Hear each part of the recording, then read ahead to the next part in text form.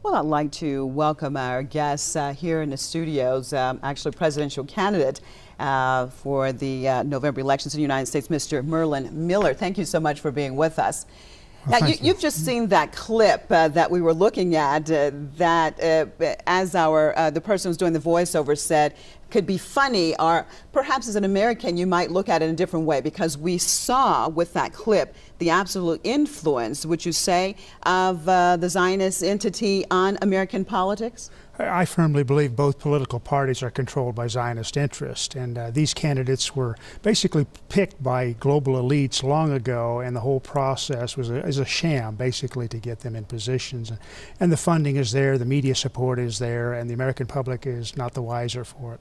Okay, so you are a presidential candidate. Now, what exactly does that mean? Because we know that we have the Democratic Party, the Republican Party, and basically that is it in the United States as far as making. So when you say that you're running for the presidential election, do you think you have a chance of winning, or tell me exactly what you want to do by running? What are you trying to? No, absolutely no chance whatsoever. Nobody knows who we are yet.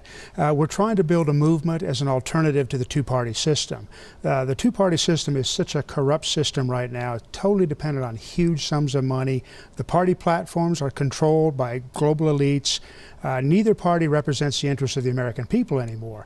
We feel there's a need for a grassroots movement to develop, to actually have political representation for America's middle class, Americans' working people who have no representation anymore. I was actually recruited by this party and very reluctant, because politics are not my ambition.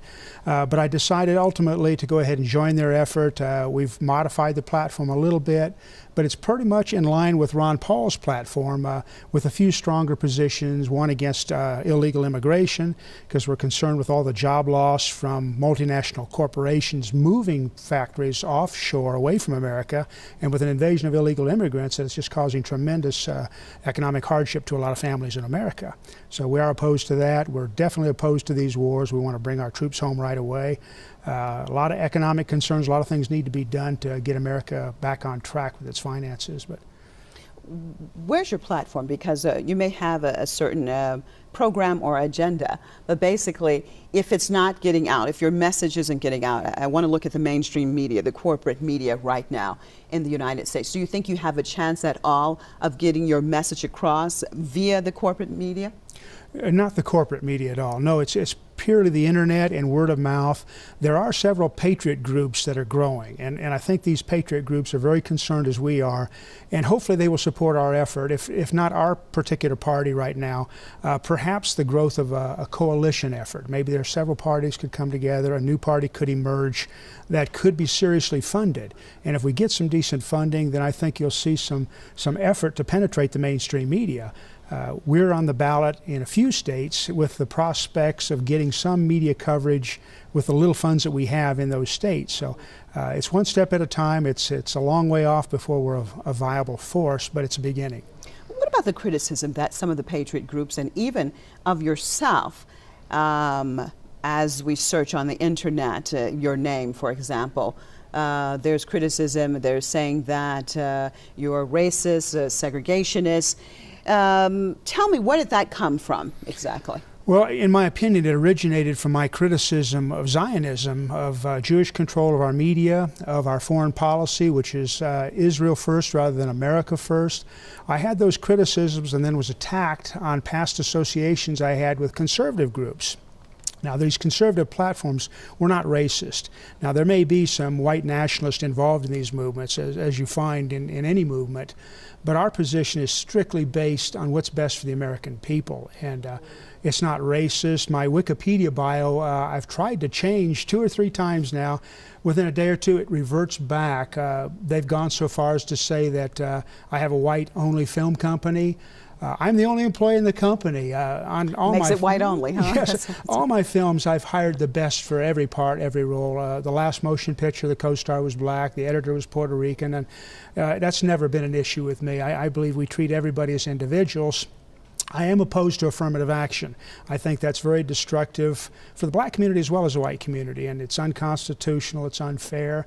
But because of those positions, and primarily because of my opposition to Zionist power, is why they're trying to brand me as something that I'm not. And I hope to clear the air on that, but it's a difficult process to overcome. You just mentioned, as far as being opposed to Zionist power, let's look at the ramifications when someone stands up against Zionism in the United States, especially if it's someone perhaps well known. Do they have a chance of really getting their word out?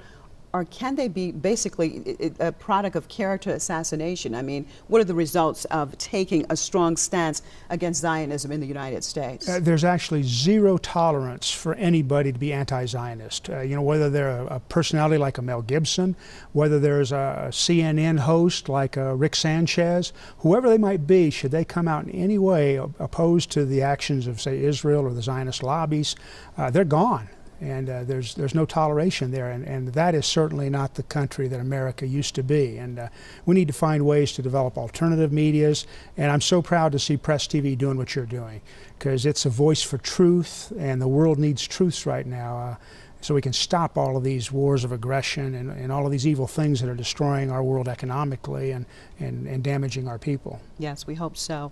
Well, let's look at in general. For example, you're saying with the situation right now with the whole Zionist entity that happens in the United States.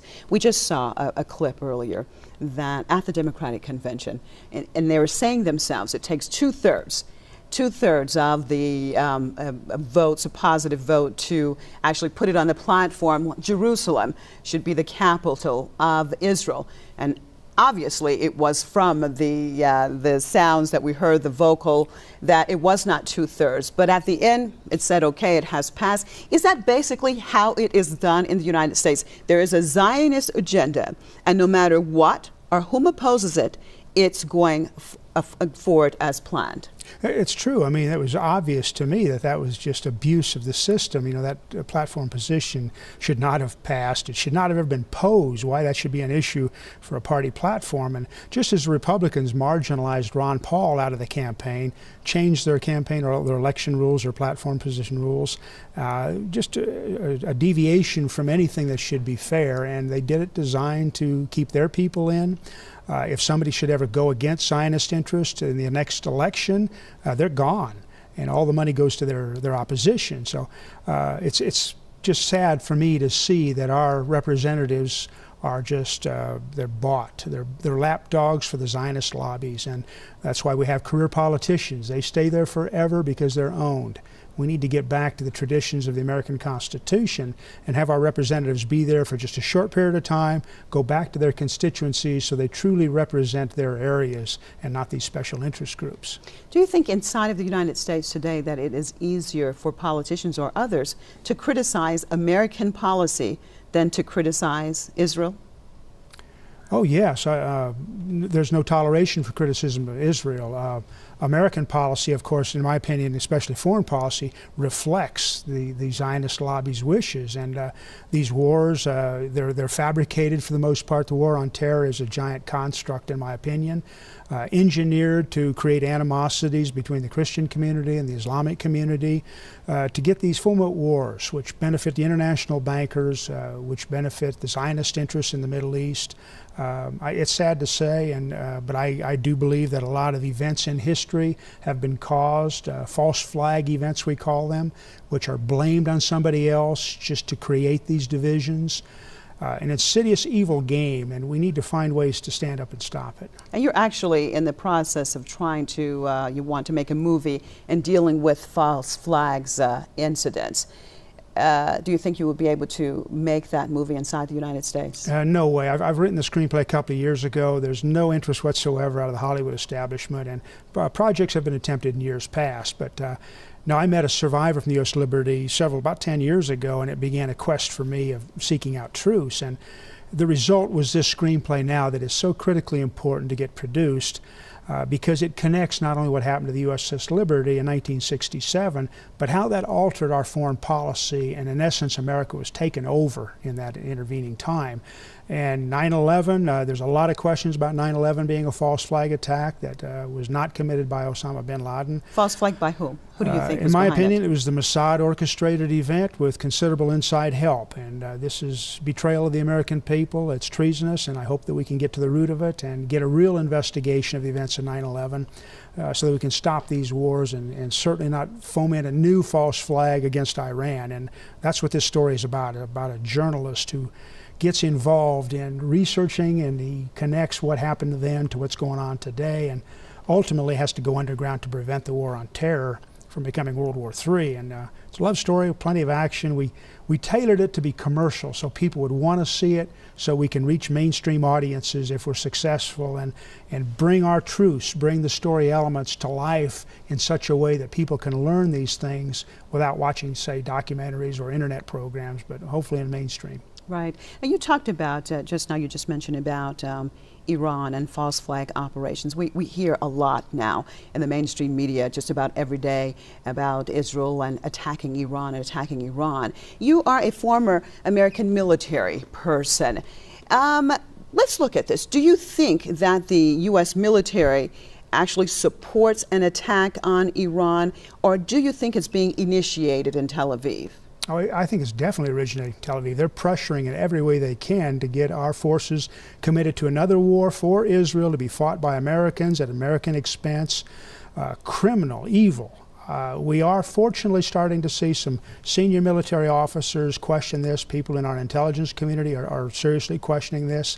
I hope there's an awakening of patriots, a mass awakening that can stand up and say, I'm going to do my duty to the United States Constitution. I swore an oath to protect it against all enemies, foreign and domestic. And I think that process is underway. I certainly hope so, but the American public does not know the facts. They've been fed a steady diet of lies, and it's put us on the precipice. America's in serious trouble right now. And what will it take to get this information out? You said that the American population really do not know the reality of what is happening. What does it take to inform the American population? Well, at this stage, since we have no mainstream media presence, it just takes the persistence of alternative media. And Press TV is having an impact. You've got a lot of internet sources. You've also got this film festival, which I'm proud to be a part of here in Tehran. And it's a bridge between cultures, but it's also a forum to have filmmakers be able to develop and produce their own products, which can hopefully make a difference. Okay, we're just about at the end of the program, but this is your first trip to Iran, correct? Yes, it is. Okay, very briefly, I'd like to know expectations before arriving here and so far that you've been here. What have you found? Well, I did not believe the U.S. mainstream media's portrayal of Iranians, which would be as terrorists and people that are despicable. But I didn't have the highest expectations, and I've been pleasantly surprised. The Iranian people have been warm and hospitable to me. A beautiful people, a beautiful country, and I want to do what I can to preserve peace and get truce back to the American people. And it's a difficult process, but it's got to be done. Okay. Well, best of luck in that endeavor. Thank you so much for being with us, Mr. Merlin Miller, U.S. presidential candidate. Thank you.